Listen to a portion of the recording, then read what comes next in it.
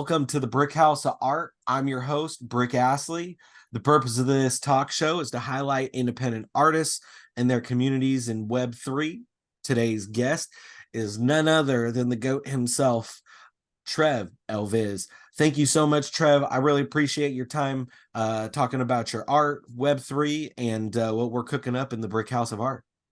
Yeah, well, thank you for having me, man. It's been a long time coming. I remember I reached out to you actually over a year ago and asked you about doing a video interview together.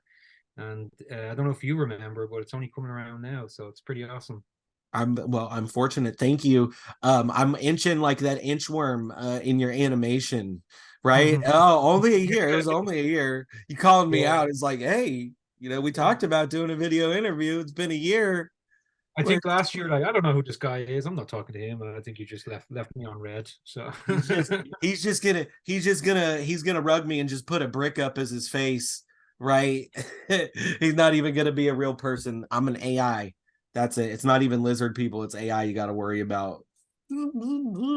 No, I'm fortunate enough through the collectors like yourself that have helped support me in this last year to upgrade the tech so I can be back to doing this. So I'm super pumped to be rebooting the show, and I couldn't, and since we're rebooting, I had to go directly back to you. Not only that, but we've gotten to know each other very well through the DMs and through Soul City Radio.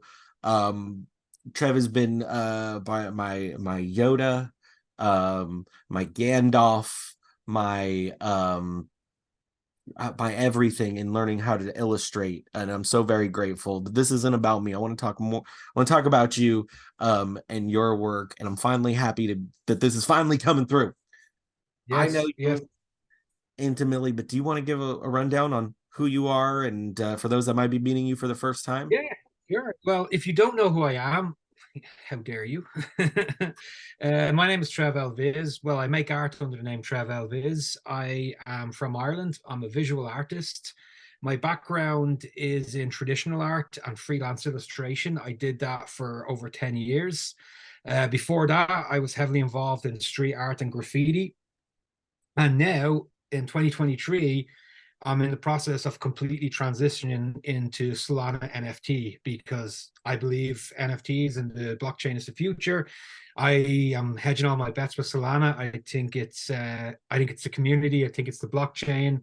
I think it's the ecosystem that's going to rise above, and I really, really want to be a part of it because there's a lot of exciting things happening with it. Yeah, so that's a very quick intro of who I am.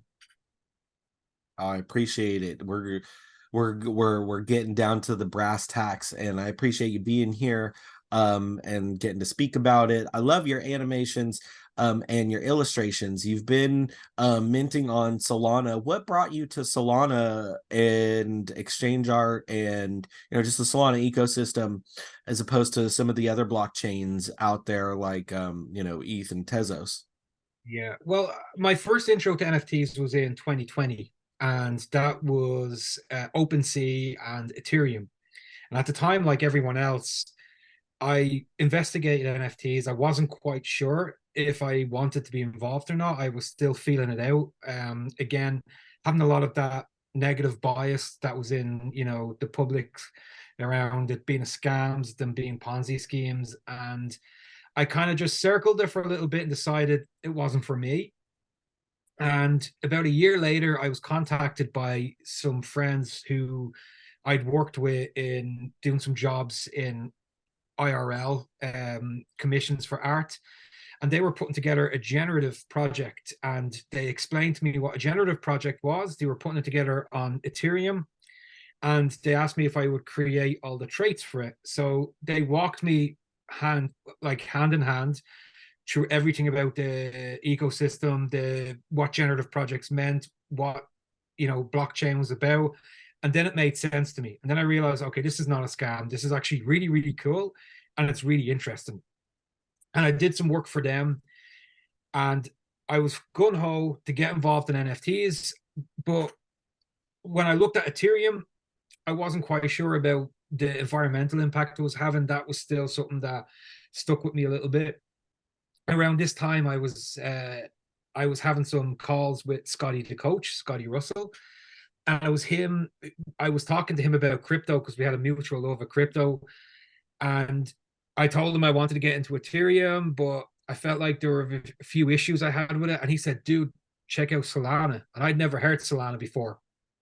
And he was like, no, this is the like one of one art community on Solana is on fire. I think it's more your pace. I think it's more your style. I think it's more your people. So he gave me a list of people to follow on Twitter, and he's like, follow these people and just hang out in the ecosystem for a few weeks and see how you feel. And that's what I did. And the rest is history. Yeah, I came back to Scotty like a week or two later saying, this is incredible. Like the community I see here reminds me of street art, 20 years ago. There's just a very tight-knit community of artists that are helping each other out. The flow of ideas, the ability, people lifting each other up, not gatekeeping the process, people being very open about everything.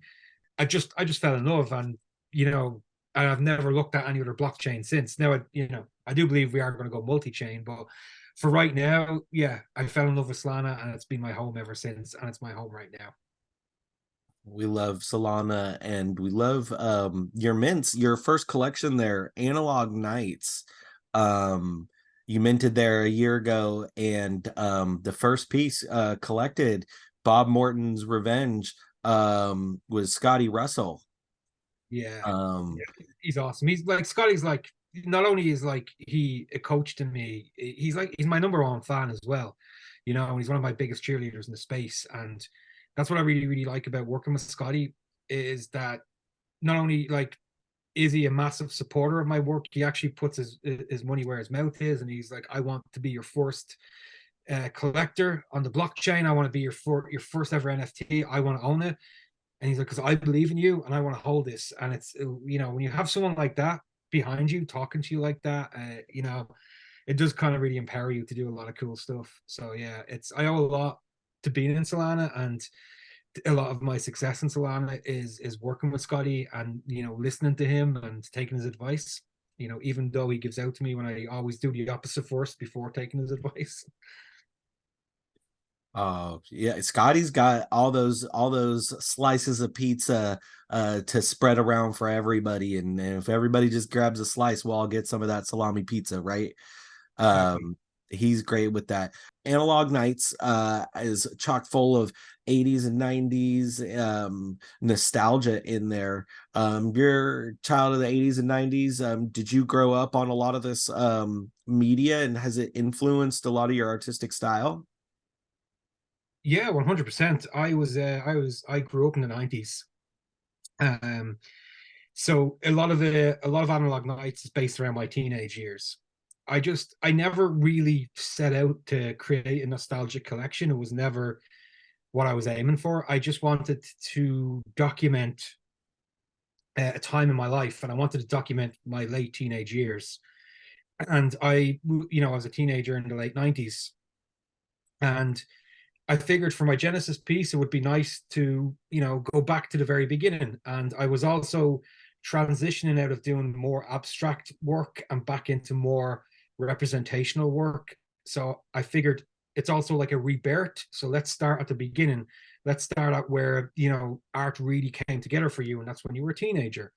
So yeah, everything that I drew and every piece in Analog Nights, all the stuff that's in it, the computer games, the books, all the trinkets, I owned them all.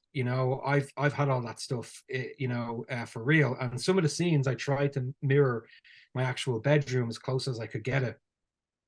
But a lot of it as well wasn't only really talking about the nostalgic items. It was more about the feelings that I had, and I was trying to figure out a way to do an abstract, not an abstract, sorry, a still lifestyle where I was taking humans out of the equation, and I was just creating scenes that involved objects, in a kind of a still life kind of way, because still lives to me are very boring. Still lives are always really, really boring. So I wanted to make still lives that I thought looked cool, that were visually interesting. I call them trash lives. And that's kind of where the idea of Analog Nights came from. That idea of just creating these scenes that were still, that had no nothing, no human, no individual in them. It was just about the objects, and the objects were telling the story. And I'd lace stuff through it. Like every piece contains a mask, because I reflected on, my masking behavior as an autistic kid to try and fit in. So I wanted to kind of, take all of these feelings I had as a teenager and visually represent them. As the series continues, the more reference to drugs increases as well, because I got older, became a late teen, started using drugs more. So there's, it was more of a, it's a love letter to my youth. It's a love letter to myself. It's, to me, there's so much going on in it. There's so many memories, so many triggering emotions when I look at the collection.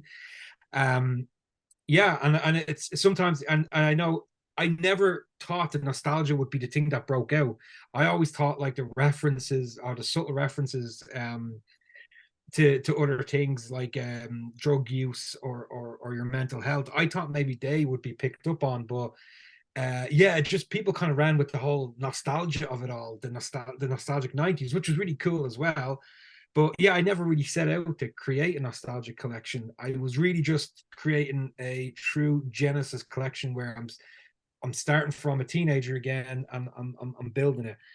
Um, Regarding the color palette of like pinks, hot pinks, and purples and turquoises, those were the colors that I used to spray paint with. In fact, my colors that I still use are the same hex codes, or Pantone codes from the actual spray cans that I used to paint with. I learned to use these colors when I was painting on the street. A lot of the guys that I was painting were using heavy chrome and black and white, and it, to me, those colors were nasty. They were muddy. They were disgusting. I wanted to paint with pinks and purples and turquoises because that turned people's heads more. Because if you're on a train or a car or bus and you go by a piece of graffiti, if it's full on, bleeding off the wall with all these pop colors, you're more likely to turn your head and look. So that's where my kind of color palette came from, was just trying to figure out colors that would grab people's attentions on the street. I just brought that in to the Analog Nights collection, and I continued to work within the digital stuff. So I just kept my old color palette, just kept evolving it as I went along. Along with the color palette, being able to bring that from, your physical graffiti art and your physical art to the digital world, are there any other techniques and strategies or ways you produce art that you bring into the digital realm? No, because you know what, they're literally night and day experiences. Even even the way that the process of creating a piece on the street is done backwards to how you would create in digital. In digital, you'd sketch, and then you would do your outline, and then you would put your color on the layer underneath your outline. And I can take my time, I can make it very laborious, I can slow it down, and I can really tinker. I can zoom in to an area, and I could spend an entire day just tinkering with that area, moving stuff around, trying out new shadows, how it casts, messing around with tints. But when I came to painting on the street, uh, I would I would have to be fast, right? You have to move fast, and even if you're painting legally, you want to get it finished in one day or as fast as possible, because somebody's going to come and tag over it. So you want to get it finished and get your picture before you lose light. So painting on the street it was always immediate. I had to go, go, go. I didn't have time to stop, didn't have time to think about it. So I couldn't deviate from my sketch. I would go to a wall, I would have a sketch on a piece of paper, and I was like, this is your Bible. You cannot deviate from this, because we're on a schedule here. We need to get this painted. And when you're painting on the wall, you'd sketch it up, and then you go color first, and then you put the shade in afterwards. And the final thing you do is you outline with the spray can. So it's flipped completely around. But yeah, I think part of why my work probably got so detailed in the first two collections is because I'd spent the previous number of years painting simpler work, but just painting it really fast to get it done. So when I came into digital and the blockchain, I was able to slow everything down and start to really, percolate over the arts that I was making. And I think so. It's been a night and day experience with both of them. But I really feel like now that I mention it, I think that pursuit of cramming everything with detail is probably a direct response to spending so many years painting really fast and not being able to do that. And I think it shows dividends in your art and how people resonate and attract to your art. You have also another collection up there, Beyond the Valley of Springfield, specifically calling out the Simpsons there. Tell me a little bit about their specific influence, because I know, because we see in Analog Nights, there's some Simpsons in there. There's also, you got Scream, you got some of my favorites in there, Bret Hart and The Undertaker, you got like obscure Daria and like all these other things. But then with Beyond the Valley of Springfield, you're directly calling out to the Simpsons. So what about the Simpsons specifically called to you? Well, I mean, the Simpsons have always been a really, really big part of my life. As far back as I can remember, I've been a fan of the Simpsons. I can't remember a time when I didn't know who Bart Simpson, Homer Simpson, the Simpsons, Moe, Barney, who all those characters were. I've known them since I was a kid. And my first kind of first foray into making art was drawing the Simpsons. I would, record them on VHS. I'd pause it, and I'd try and draw the scene.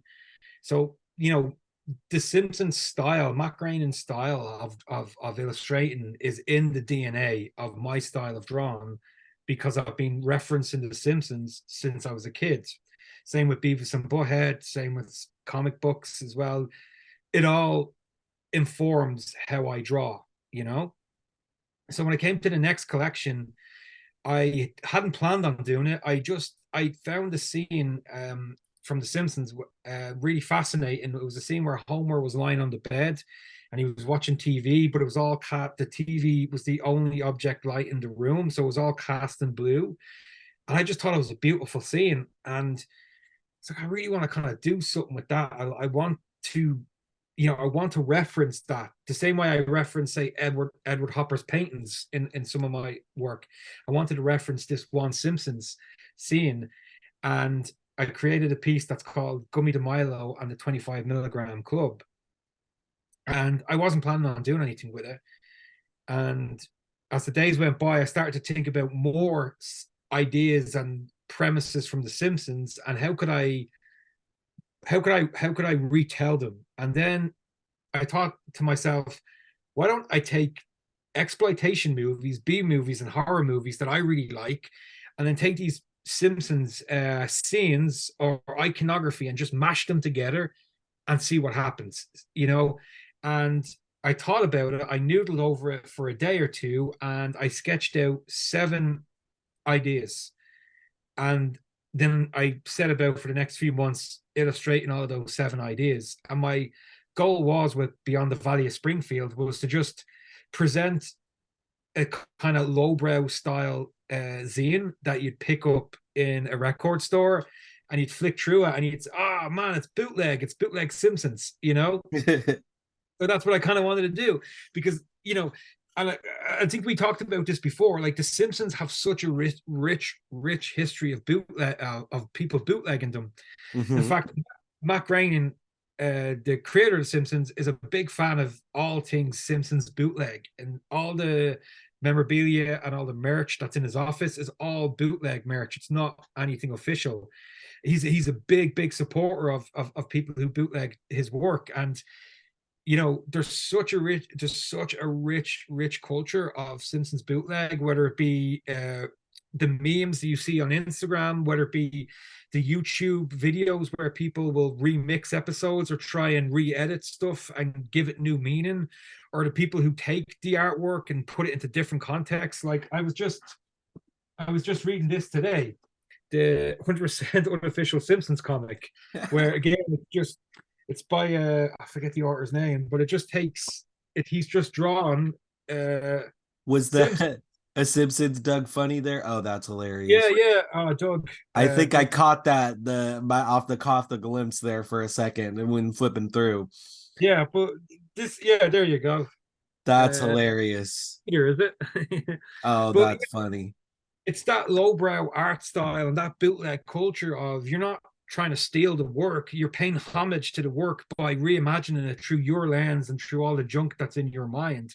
And that's what Beyond the Valley of Springfield was. It was taking all that movie junk that I had and taking all the Simpsons knowledge and just mashing them together and try and create a 7-piece collection that was each one sounded like it was a B movie by the name, and then they were all referencing the horror one references horror movies, the psychological thriller one references 70s movies like Dirty Harry and uh, Taxi Driver and Cape Fear, and so each one was a different team, and each team would be a different genre of exploitation movie, and then I would find the Simpsons, something that would tie them together with the Simpsons, and just go crazy and just illustrate for hours and come up with these random pieces that made this very strange 7-piece collection that I didn't think anyone would be interested in, but I wanted to see it exist, so I made it. And fortunately enough, there was people out there who wanted to buy the work and wanted to own the work, so that was really cool.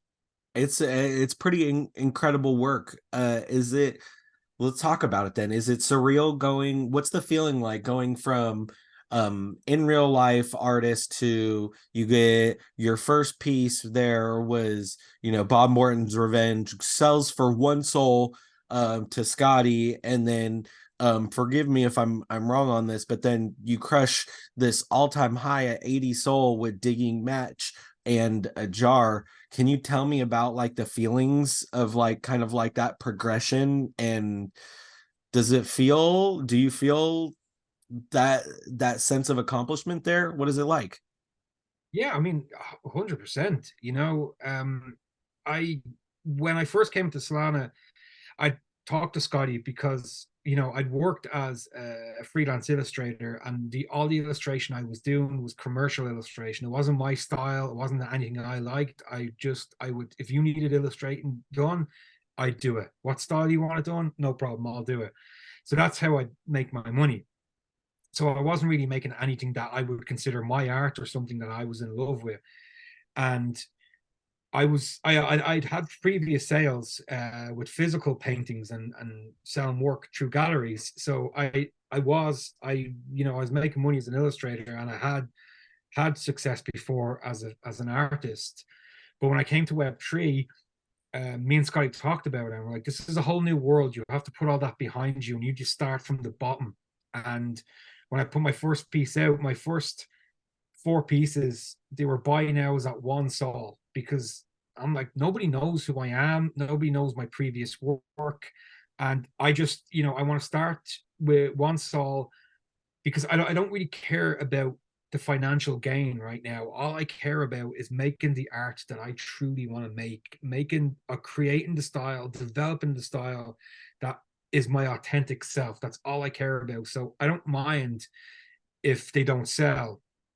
But I started at one sol, slowly just tried with each piece to kind of creep it up a little bit. My first auction sold for 1.5. I got no bids on it. And then a friend of mine came in at the last minute and just put a 1.5 sol bid on it. Yeah, and it was a very slow trajectory going, but with each piece I released in Analog Nights, by the time I got to the 10th and final one, I reached 20 sol. Shoegaze bought last video store on the left for 20 sol, and that was huge. That blew my mind, and that kind of gave me hope that, okay, I started this collection at 1 sol and I ended it on 20 sol, and it's just been a steady incline up.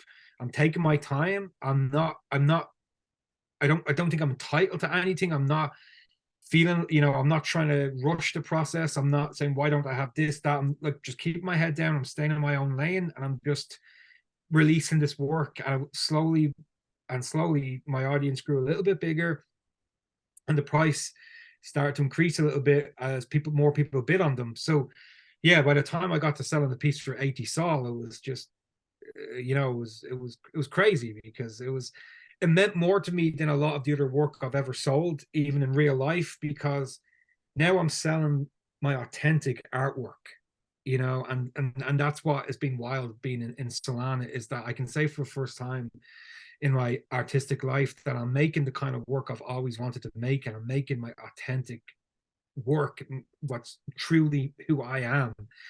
And so the fact that like people are willing to spend upwards to 80 sol to own a piece, that just blows my mind. And that it shows me that, if you don't chase, if you don't chase money, because if you chase money, money runs. Forget about that. If you just concentrate on figuring out what it is you truly want to do, what style you truly vibe to, and then develop it, work on it, the rest will come. And it did. And this was a lot of advice I got from Scotty at the very beginning of my Solana journey. And he was right as well. He's like, dude, just put your head down, be yourself, do your own work, and people will find you. Your tribe will find you.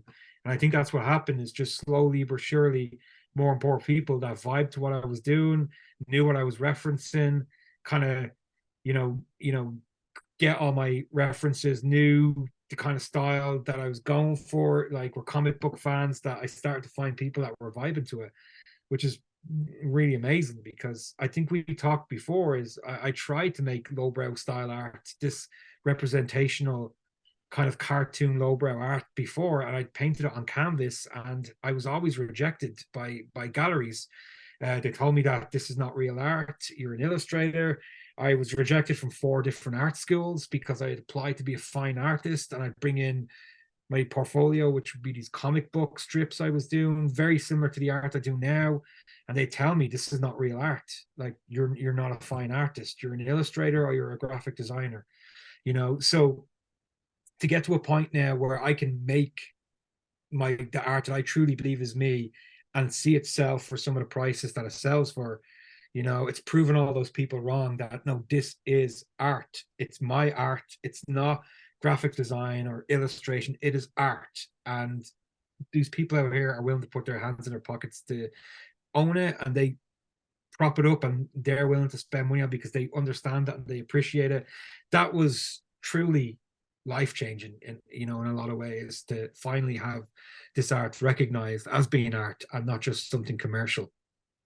It's incredible to see the catharsis, and to see it's seen the validation even in how you speak of, like, I am an artist and I've always been an artist despite what these art schools said, just pigeonholing me into graphic design or somewhere else that I didn't feel truly that I belonged in. Your art definitely belongs amongst the finest of artists. Interview thus far, how do you feel about yourself? I don't know. That's either good or bad, because it could be like it's just been so natural that we're just talking art, or it could be that I haven't been able to shut up. So I don't know. I'm gonna go with the friendly first one. Yeah, If I was Neverland, I'd probably pick the second one. I'd pick the latter. yeah. You're No, not a bully. no, I'm not. No bullies. No bullies around here. I do Bullies, ramble. bullies get bricked around here. All right, I'm gonna go ahead and share this screen, and we're gonna look at some really cool art. I love that your desktop is bricks as well. That's just so on brand. Gotta be. All right, let's do this. Oh wow. Okay, so this one, actually, I'm gonna exit. Whisper in the Fog by Cuban. Um, Oh, he, he's an incredible photographer. right? Incredible photographer. We're just looking at these. I haven't even brought up their descriptions. You'll get those in the curator packet. You'll get descriptions along with them, but Beautiful. leading lines are incredible. Love the eyes. What are your thoughts on this piece?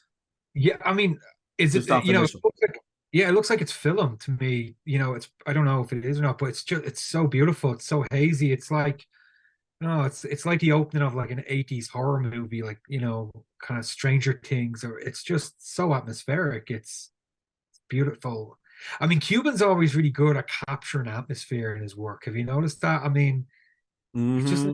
incredible. Oh, you see, this is why I'm so jealous of photographers that, people can do this with a camera, It's just the framing and the headlights are just it's that creeping creeping entity in below the fog that's coming. I liked it. I would, I would buy this. I'm I think I want this. This is September 9th in the metaverse and IRL. These are going to be going up. Make sure to I'm gonna everybody reach save out. your salami. I'm gonna reach out to Cuban. This He's like, hey, before the show. Well, technically everything will be available early August because I'm gonna set up the virtual gallery in the actual metaverse beforehand. And we're gonna be, and this is actually airing in August. We're in August now. So if you're watching this, it should be available. So you got till August to make a backdoor deal with Cuban. Yeah, if you're watching this, I probably already bought it. That's Yeah. the piece. And even his composition is just, it's like the rule of Tours here. Oh, And he's I got already that like. 1 point perspective. Ah, how Yeah, about that? I got that there, huh? there you go. Yeah. Those leading lines. I'm learning. All right. We love you, Cuban. We're gonna move on. Let's see who's next. Lazul. Ooh, this one's cool. I'm gonna move that out the way. This reminds me a little of Crypto Vulture's work. Yep, You I know, see that there. I really, yeah, and it's kind of like it's like instantly I'm thinking, and I dig this kind of work as well. I'm gonna say nice things about everything, but like it's kind of like if Jackson Pollock and Jean-Michel Basquiat like had a baby, what you get, it's beautiful. Like, is this digital or is this scanned? I am unsure at this time. Let me I can pull up the forms real quick. Let me pull up the form and I can give you the answer. Yeah, Um, I'm looking at the textures and like the yellow here is beautiful and right? There's a lot of texture and it almost looks like canvas there, but I I, don't. but I like the red here, the hint of red and the yellow that really kind of pull the color back because there's a danger of it being too dark and muddy because it's so heavy black here, but these colors here they just really lift this figure out as well and this like is it a face I'm saying this is a beautiful piece as well. See, this is why I'm always really jealous of, and I've said this to Crypto Vulture as well. I'm always really jealous of artists that create like this because I'm so OCD about everything being intentional and labored over that I wish I could be like my favorite artist is Jean-Michel Basquiat, and it's because I can never create the work that he makes. I could never make this. Yeah, I could never do this. This is insane. This is a painting. So this is scan. Yeah, Um, oh, that's so cool. I'm so glad you said that. Like some things, like yeah, you're not like. I mean, look at the texture. look at incredible. It's incredible. I And feel I feel like there's like, and this is just my visual interpretation. I haven't gone through the responses at this time yet to establish from what they're interpreting, but like they're trying to breathe. It feels like they're on fire. There's fire. There's the yellows, the reds. It feels like it's toxic to breathe. It feels like I'm put in like the middle of a fire yeah, almost. because I'm reading the face here, but and like this could be the body, but it's like somebody that's just being weighed down by their own.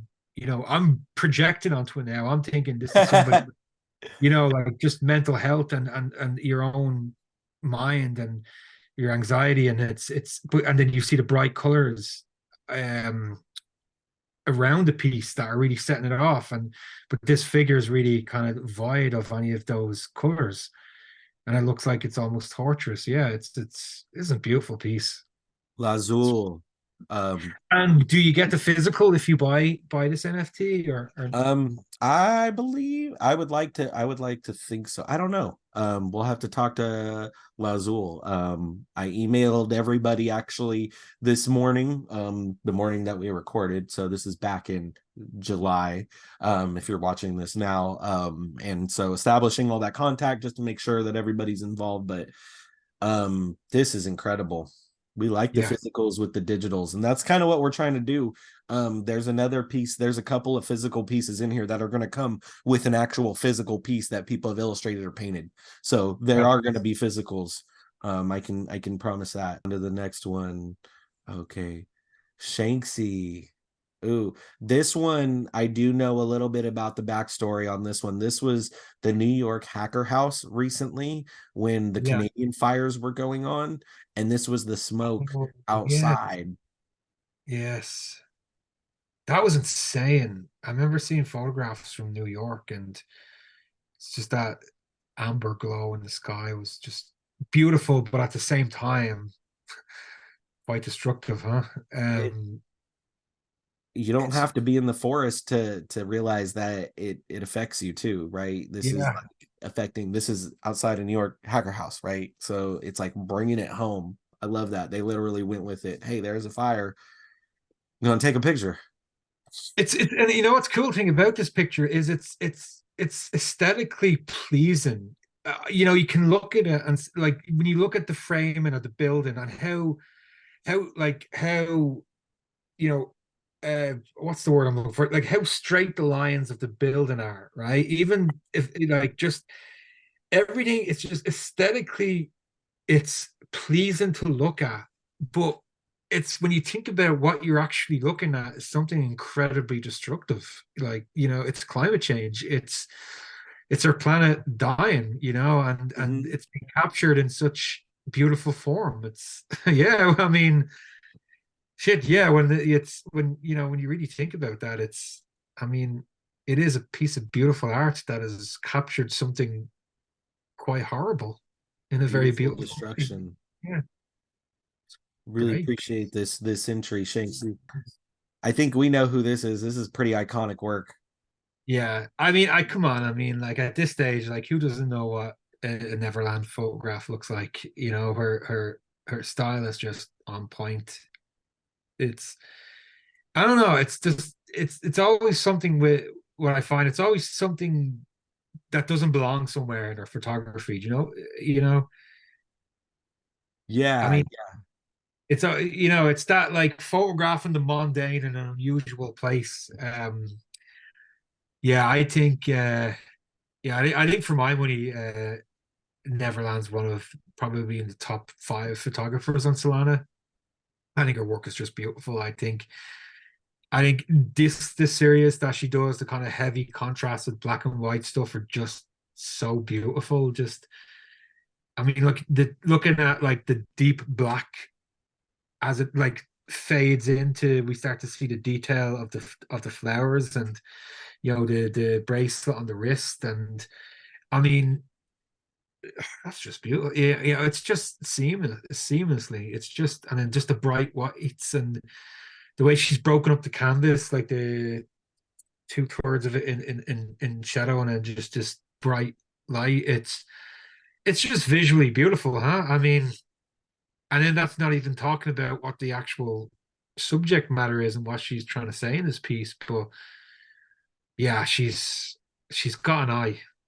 she's She's got got an eye. technically she's very technically sound. Um I love the contrast like with the skin right here. It looks, you know, you got the heavy contrast, but then it also looks soft.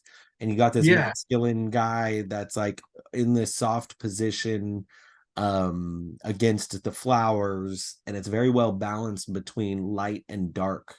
yeah. I mean, the balance is just perfect. But then again, all of her work is always very well balanced. That's always something I've noticed. Uh, yeah, you know what? It reminds me of like I was looking at some of John's work lately as well, and his like technical editing skills as well afterwards are just flawless with his work, and it's the same here. You know, Mm-hmm. It's just, you know what? I'm looking at it and I'm can't even. I'm in that mind where I'm appreciating it on such a technical and level that like I'm not past that yet. To actually just let the work uh wash over me. But oh yeah, that's a gorgeous piece. That's a piece you'd want to physically hang somewhere in your Right? in your. Ooh, Okay. ooh. How about this one? It This was a pleasure to burn. this is my color palette right here. Look at those beautiful teal turquoises into those fiery oranges. And, oh, it's almost like a screen print, huh? Yeah. Have you ever screen printed? I used to do it a lot, and we used to mess around with just like painting acrylics, like faded on the background with a spray paint and acrylics, and then we just screen print heavy black over it, and it's that's a fantastic piece. Let me see. Gorgeous. And the flames, what It almost looks you know, pixeled. pixels, yeah. I love this piece. Again, I look at I always like I have this thing where I technically deconstruct first. I like how the foot comes out over the border. Mm-hmm. Todd McFarlane in 90s comic books was a big proponent of doing that with his work. Oh, Uh, this could, yeah, because this piece could be about a lot of things, you know, and I suppose that's probably what's the ambiguous about it. The ambiguous. Sorry, I can't speak the English language right now. But the ambiguity around it means that you could almost project a lot onto this work as well. And I'm looking at the characters, and they look like they're based off a photograph, or you know. So I'm just interested to see what the story is behind this piece. yeah, gorgeous, gorgeous work. And like, what is he holding? Is that like a stone? What is that? Yeah, and what? Yeah, because you see the girl in the center. Like, what is her hand holding? It's just by looking at the clothes they're wearing as well. It looks like it's an old photograph. You know. Gives me almost Children of the Corn vibes, where what is this person they did to? Yeah, Jesus, great movie. Good piece, great piece. All right, this is a local person here in Sacramento, Lydia Jenkins, submitted. Um, good. I really like the contrast here. You got that color pop of the actual flame, and we went literal with let's take this firefighter from the field in the line of the fire. It's incredible. Yeah, it's a beautiful piece. What was this shot around local? It's is there a story behind what this fire was, or is it just is she happened to be in the right place at the right time? Let me pull up. Let me see if I can pull up some of I apologize. I should have No, you know what? It's just me thinking out loud because it's when I see a piece of art, you know, we draw or paint, but photography, it's real life. This is a moment somewhere. So I'm just so when I see like very curious photography, I'm always curious to know what the situation was or how they found themselves in such a unique position to capture this. This one, I'm going off a little bit on the response. Looks like that they were firefighters managing prescribed burn. So this was we're gonna burn it to control it before it gets an out of control burn. So this is actually taking into conservation and actually burning to prevent a greater fire. This is a controlled burn from I love I love the texture of the clouds and how they almost blend into the like the wheat Mhm. grass. It's and then but the true line is just these flames. It's yeah, it's a cool piece. Love that. Love the pop of color. Thank you for submitting, Lydia Jenkins. Yeah, that's Oh, awesome. this one's rich water. This Oh, one I can give you because I interviewed him about this. He was working with the as a photographer for the Australian volunteer wildfires firefighters, and like he would be on these helicopters taking images of all these different wildfires and bushfires happening in Australia. And this was one of them, and this was one of my favorites that he shared with me. I just love the the bushfire. yeah. Look I at the thought that smoke was too. all Look at the paint. smoke going through the trees. Like, look at that. That's so cool. And he's in a helicopter because I would have assumed it was a drone shot, but obviously, like he's No, actually up there. he's got so many more of these. This was a really beautiful piece. And if you want to get to know more about Richwater, go ahead and click the link below with the interview that we did about his experience with wildfires and where a Well, lot checking more of that this one came from. Because we went into it, and I'm gonna get back on call with him, and he's gonna be recurring back on because I want to talk more about it with him too. Yeah, Great I'd stuff. love to listen to that. Yeah, there are more. All right. Love you, Richwater. Okay, this one is Lisa Dupar Art. She is from Sonoma, and this piece is called Tubs. She's actually from Santa Rosa, and this is visual representation ink paint of the Tubbs fire that happened in 2018 that wiped out a majority of Santa Rosa, half of Santa Rosa, just burned to the ground. And um, in the interview that you'll be able to find on the link below with the BrickHaus of Art, you'll be able to hear her story about this and how she was. What really got me was getting the story is when she was telling me about being woken up in the middle of the night and hearing these large explosions and like wondering what the heck are these explosions and finding out that those are propane tanks from people's grills and like those are exploding and she sees this fire on this hill advancing towards her house. And so telling me about like the smell of the sulfur and like the ash and burning and just the story of escaping the fire, pretty powerful stuff. And she obviously created this piece from memory of what she saw that night, and the smells and the sounds, and that's what I really love about this kind of loose abstract style, where it almost looks like she created with like a palette knife, where it's you're remembering a dream or you're remembering this event, and it's not crystal clear in your mind, but you're getting those broad strokes of emotion of what you were feeling at the time.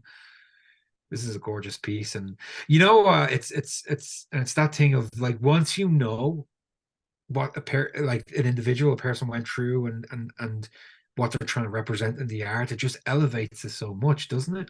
So much more. Like I was like, you're telling me about this piece, and now I don't want to show it because I want to collect it myself. Yeah, This is an yeah. amazing piece with the story and like the actual connection with the Tubbs fire. Like this is And art history. yeah, and it's taking something that's so tragic and horrible and presenting it in such a beautiful way because it's a beautiful piece. It's pleasing to the eye. It's not, like if somebody was going to represent this scene and they drew the flames and the buildings, but the way that she's decided to represent this memory is it's quite beautiful. Right? It's gorgeous. And there's the like the green, so you got like almost all the colors of the rainbow right in there Yeah. too. You start with the green of the vineyards and then the hills, like there are the flames, and then everything beyond that is cool, dark, and Yeah. ominous after I you know get what to you the do. warmth and fire. And those textures in the green are so beautiful. I obviously can't use my mouse, but just the green and the yellow intersections almost like cross hatching towards the left hand side of the piece. It looks really nice. I just love the hint of texture. It's beautiful. I really like that piece. Thank you. Yeah, that's a gorgeous piece. Great job, Lisa Dupar art. She's actually new to the blockchain. This will be her first mint on any blockchain, first exposure to crypto. And same with Lydia Jenkins. And then I got another one we'll show you here in a moment. We're gonna do two more, and then we'll wrap things up because we're on the timer now. So the next one, I could do this all night. right? Sylvia. Oh gosh, gorgeous work. She introduced me to the wandering artists and the fire dancers. Love her work. If you want to express some comments on this one before we go on to a couple of others, we can knock out a couple more. Beautiful. It's absolutely beautiful. I mean, I don't even know what to start. I don't even know what the Digital medium illustration. You got digital. Mother Earth in here. She's got like Oh this wow, I can see that tree, now. earth, and then smoke and flame. Oh, that's something, yeah, because I'm looking at on your screen. That's something I need to full screen myself and really, Yeah, I want to see the actual NFT when you have it listed. But oh man, the teals and the blues just they accent is so well, don't they? Like it lifts the whole piece. Those colors, that pop of color at the bottom, it really such does. detail in the actual character and the leaves there. Got the face. Reminds me Uh, of an Ent from Lord of the Rings and how they cared for the earth and like they're holding it up and this is Mother Earth. it's Uh, quite it's what I really enjoy, and the piece like this feels so apt when we're looking at so many beautiful pieces, but so much beautiful photography that's representing so much destruction of our earth that I mean the pieces not only are great, but they fit so well together. right? Job Brick. We brought the fire. We brought the heat on this gallery. Literally brought the fire. And again, oh wow. This one's a physical from one of my artist friends in the Sacramento area. She moved to Portland now, but Chelsea Baker from the ashes. This is a physical that's actually going to be displayed at the gallery in person. Yeah, I'd like to see that in person. Is it charcoal or oil? Not charcoal, I, sorry, like oil pastel. I think so. Yeah, Yeah, it's I'm gonna have to talk with her a little more about it. And gorgeous piece. yeah, I it's so much texture, so much life in it as well for such a still scene. It's like I love the underneath the black underneath the chin and on the neck is fantastic. It really kind of it grounds a lot because it's quite vibrant, but that you know the end of the painting, the canvas just really weights it down. It's beautiful. That's an artist that knows exactly what they're doing. You know that? mm-hmm. And this is also going to be her first mint on the Solana blockchain or any blockchains. I'm trying to bring in artists that are blockchain curious. And because I see the formula, see, I see what Scotty's doing, and I apologize, Scotty. I'm targeting those blockchain curious artists too, and bringing them to the blockchain because he brings the heaters just like you. And so that's kind of the idea is getting on these onboarding and getting these new to blockchain artists out there. Yeah, I'd be curious to see more for work. That's a fantastic piece. We got a lot more of her work available. We're she's got some more work available. I'm excited to bring more of it to the chain. Um, do one more. I want to That's I get it's not gotta go with gotta your boy. gotta finish with WD Yeah, Walker. WD. This is from his Skullscapes. Yep. Actually own one of these pieces from his Genesis collection. Bonfire session. I love it. It gives me the summer vibes having the bonfire on the beach. This so aliens and lizard people are after your heart. Beach vibes is and sharks and bonfires and beach hut. That's after my vibes and palm trees. Yeah. WD. Look at this piece. You got the I that mean, yeah. There's everything is just visually pleasing. I mean, the color palette is right up my street. It's very not too dissimilar to what I use. So obviously, I'm the colors are my cup of tea. But the piece itself, it's like if you've met WD, if you talk to him, it's this is his authentic self. This is his art. This is like the dude travels and surfs, and it's his art is really him, so it's nobody else could make this but that dude. And I actually, as I said, I own a piece from this collection as well. I just it's fantastic. It's such strong graphic illustration. It's very kind of hard edge with its colors, which is something I love as well. Like, I mean, this is the style of art that I hang in my house. It's the kind of art I buy. It's not too dissimilar to what I make. I mean, there's not a whole lot other than I can say about this, and it's just fantastic piece of work. And he's a fantastic artist. And if you heard an interview, if you ever listen to the guy or you see the guy, he's just you could what I think it is? You could take a picture of WD with a picture of different artists, and you'd pick out WD as the artist who made this piece if you've seen him in real life, because he's Yeah. just that there for a dude, Well, all he ever posts about other than his illustrations is surfing and beaches and Yeah. being nomadic in that way and like doing fun, cool beach shit. Like The dude lives his art. He he truly, does. and that's very appealing. That's why I collect his work. When I get to know an artist and I know they're legit, what they're doing is they're doing it because you know they physically have to. That kind of stuff resonates with me because I'm the same, and that dude makes the art that he lives is a fantastic piece. And again, whoever gets that's going to be really lucky. I think anybody that gets anything from these submissions is really lucky. We're just about out of time here. I want to thank you so much for sitting with me and working with me on the technical issues there. And we got pleasure getting to know more about you again, getting to reconnect on your art history and where you're going with your art. And I appreciate you being a curator for Soul City BrickHaus of Art. That's Fire pop-up happening September 9th in Rancho Cordova, California.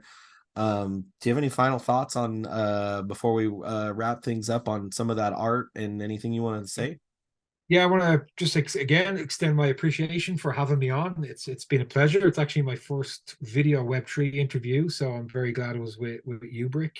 I think I'm really, really excited for the exhibition. I think the art that you've shown is it's incredible. It's cohesive. It works as a collection.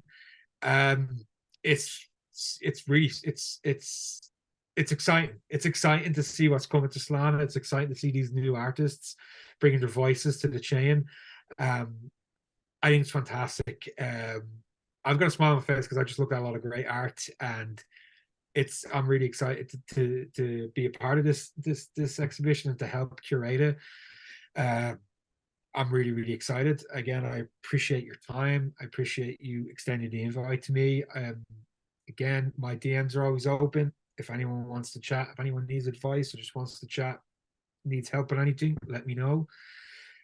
Yeah, I'm excited. I think the future is very, very bright for Solana, dude. I think so too, and we'll be there in the future to see it be built. Grateful again, Trev. Thank you so much. Make sure to follow all the appropriate links below to get you linked up with Trev. Make sure to turn on those notifications so you know when he's dropping his next animation. Grateful again. Be kind to yourselves. Be kind to others. When you go outside and you touch that grass and you smell it and you're like, oh, I love that grass. Make sure to